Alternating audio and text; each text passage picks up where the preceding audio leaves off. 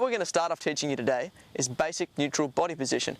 Now, your neutral body position is the way that you should be positioned on your bike to allow you to best react to anything that the trail throws at you. Now, one of the key elements of the neutral body position involves having your arms and legs slightly bent. If they're locked, you won't be able to absorb any bumps. Now, it's important to keep your pedals nice and level. This way you'll have the most ground clearance, you're not going to hit them on anything, and you're also ready to change your body position and you've got maximum stability. One of the other key elements of the neutral body position is to keep your vision nice and high, looking at where you want to go. If you look at what you're trying to avoid, you're going to hit it.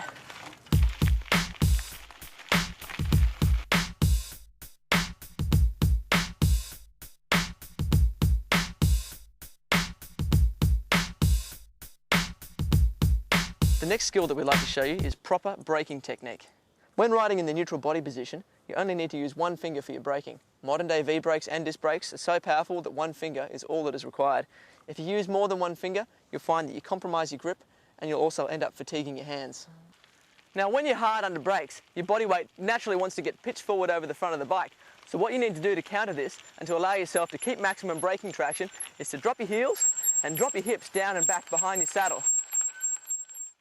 One of the most important things to remember with your braking is that a wheel that is locked up or skidding is actually slowing you down less effectively than a wheel that is still rolling. So what you need to do is try and modulate your brakes and find that perfect balance between rolling and skidding. That way you'll be slowing yourself down most effectively.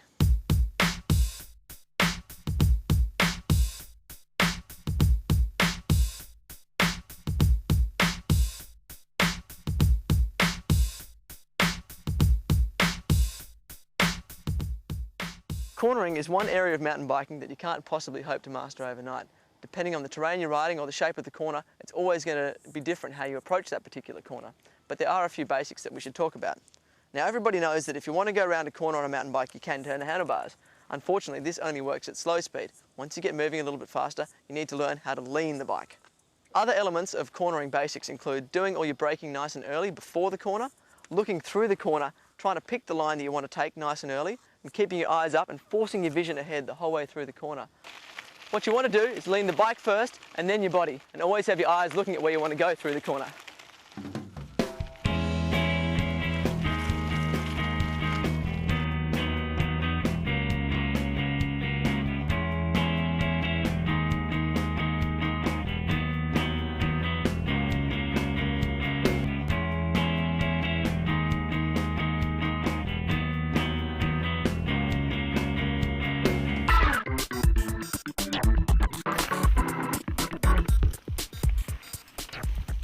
A flat corner hasn't got a bank or a berm like some corners to help you from going over the outside.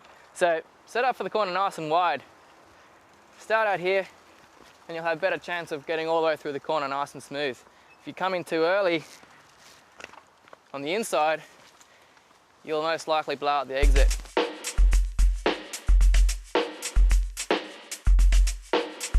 The majority of your weight needs to be on your outside foot and nice and even over the front wheel to avoid one of the wheels braking traction.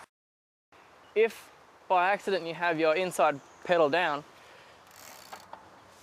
you risk hitting the ground with your foot or the pedal, which will blow you out of the corner.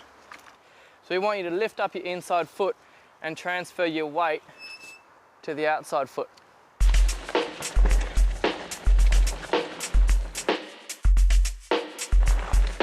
On a flat corner like this, you want to utilise the side knobs of your tyres. That's where all the bite and traction is. So really lean them over and bite in hard. A free rolling tyre has an awful lot more traction than a tyre with the brakes on. So get all your braking done back there and you'll have a better chance of gripping all the way through the turn.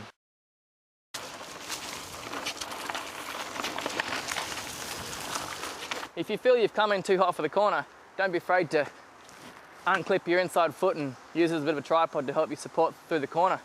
Give it a couple of dabs, hold your weight back up again. It's quite effective.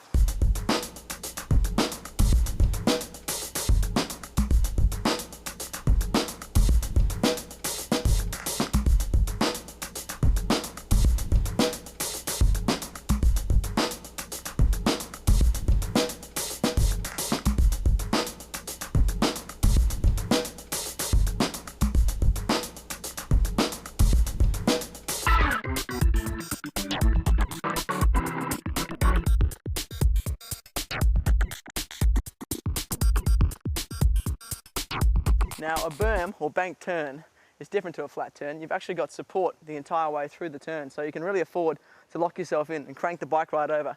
And if it's done correctly with a berm, you can actually accelerate through the corner rather than losing speed as you normally would in a flat turn. Now, getting around a berm successfully depends largely upon how you enter the berm. So what you need to do is get all your braking done nice and early. Because you've got so much more support and traction in a berm when compared to a flat corner, for instance, you can afford to come into the berm nice and hot. So don't bleed off too much speed, be prepared to stay off the brakes the whole way through the corner. So once you've done your braking and that's all out of the way, you need to get ready to lock yourself in position for the berm. The idea with the berm is not to take two bites at it. You want to have one nice smooth curve the whole way through. And the way you do that is you drop your outside foot, drop your inside shoulder, and start to force your vision through the corner. Start looking for the exit immediately. And that way you'll carve a nice clean curve the whole way through. It's really important not to have two bites at it, or else you'll just blow off all your speed and you lose that beneficial effect of gaining speed through the corner.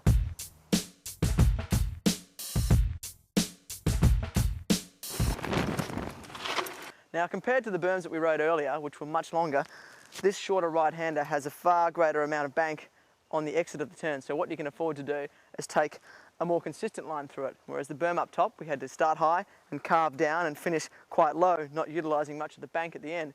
This one here, we can follow a line that's through the middle of the berm the whole way through.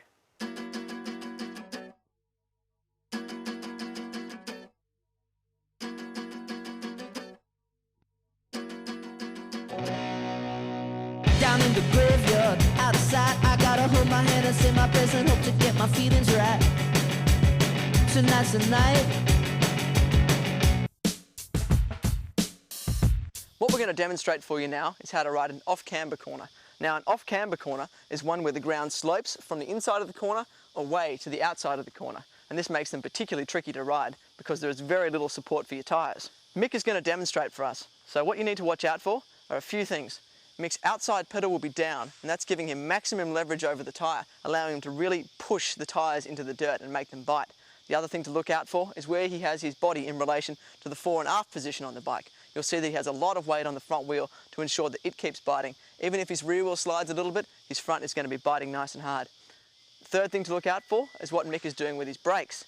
Any braking that Mick does in the corner is going to be very even and smooth. Because there is so little traction in an off-camber corner, you need to be very, very even and gentle with your brakes. And lastly, look at Mick's vision. In an off-camber corner, it is more vital than anywhere else to make sure you keep your eyes on the prize and look the whole way through the corner, forcing your eyes to look for the exit.